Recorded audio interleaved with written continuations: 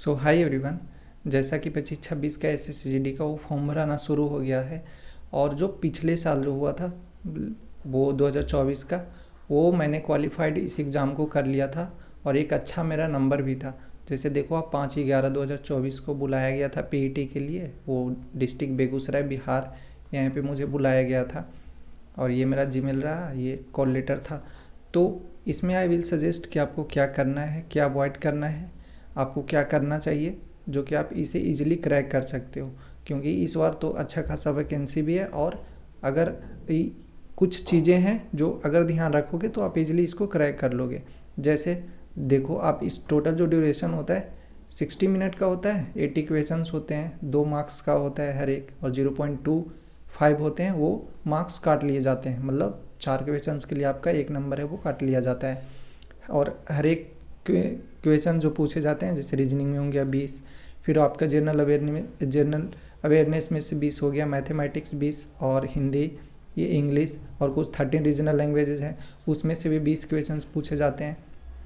तो अगर मैथ्स की बात की जाए तो कुछ टॉपिक्स हैं जो आपको एनी हाउ करना ही पड़ेगा, जैसे परसेंटेज हो गया,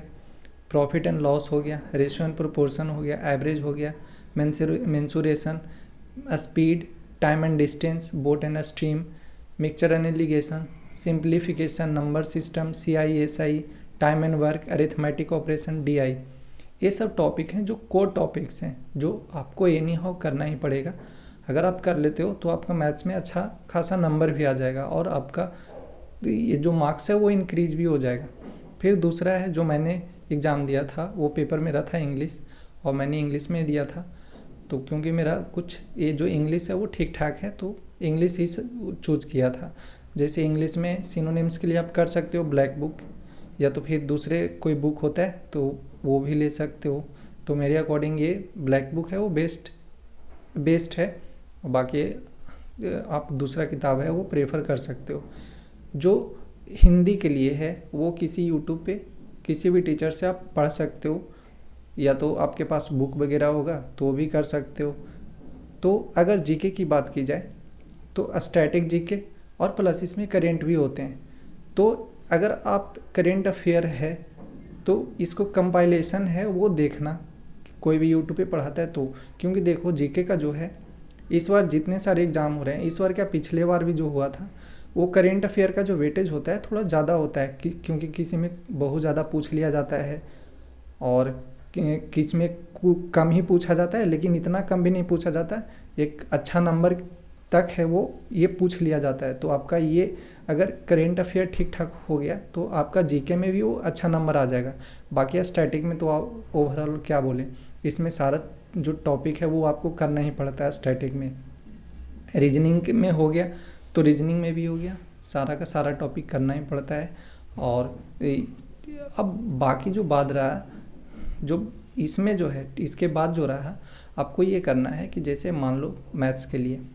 प्रॉफिट एंड लॉस या परसेंटेज या कोई भी टॉपिक जो आप जब मॉक लगा रहे हो तो अगर उसमें गलत होता है तो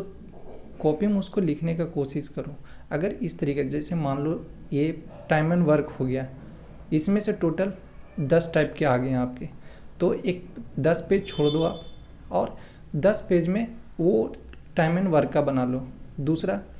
मेंसुरेशन हो गया, कुछ वैसा टॉपिक जो नहीं आ रहा है तो 10 पेज उसके लिए भी कर लो मेंसुरेशन, मतलब एक तरफ टाइम एंड वर्क, एक तरफ मेंसुरेशन, एक तरफ एवरेज, इस तरीके से कर लो। और वही जो 10 टाइप्स के क्वेश्चन बने उसी में से बार बार ये रिपीट होते हैं, क्योंकि अलग से क्या बना सकता है। तो अगर आप ये करते हो तो आपका मैथ्स है वो मैथ्स में काफ़ी अच्छा नंबर आ जाएगा। बाकी इंग्लिश के लिए है पहले से आपका प्रिपरेशन है तो आप इसको दे सकते हो, नहीं तो हिंदी है तो हिंदी ज़्यादातर तो लोग हिंदी प्रेफर करते हैं तो आप वो भी कर सकते हो, किसी भी यूट्यूब टीचर से पढ़ सकते हो। जीके के लिए है बस ध्यान रखना करेंट अफेयर है, क्योंकि करेंट अफेयर ज़्यादा पूछ रहा है तो इसको देख लेना। अब इसमें ये है कि जो आपका अगर इन सब चीज़ को कर लेते हो, टोटल ये सब चीज़ कर लेते हो और जो मॉक है मॉक प्रॉपर देते हो और जो गलती होता है अपने कॉपी में लिखते हो,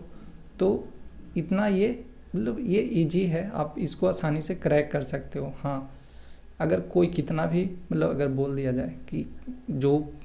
किसी से मैथ्स वगैरह नहीं बनता है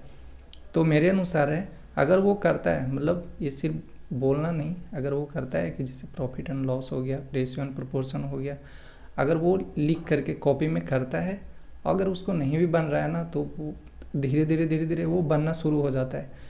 और वो एक अच्छा मार्क्स भी लेके आ सकता है।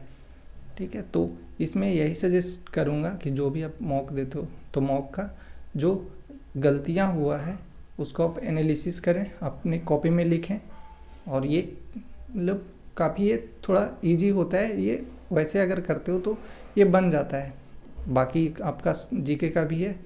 जीके के लिए भी आप वैसे ही कर सकते हो, जो नहीं समझ में आया या तो जो टॉपिक है जो आपको दिक्कत कर रहा है तो आप पढ़ सकते हो, ओवरऑल आप फिर इसको क्रैक कर लेते हो। तो यही था कि